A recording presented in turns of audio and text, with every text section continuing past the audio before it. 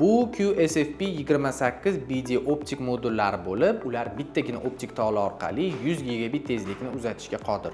Odatda bunday katta tezlik uchun ma'lumotni yuborish va qabul qilishga ikkita alohida tog'lar kerak bo'ladi, lekin bu modullar yangi texnologiya asosida ishlagani uchun bizga bitta tog'larni o'zi bemalol yetadi. Bu modullar LC razyomiga ega va doim juftlikda ishlaydi. Bittasi 1304 nanometrda ma'lumot jo'natib, 1309 da qabul qilsa, ikkinchisi shu ishni teskari tartibda bajaradi.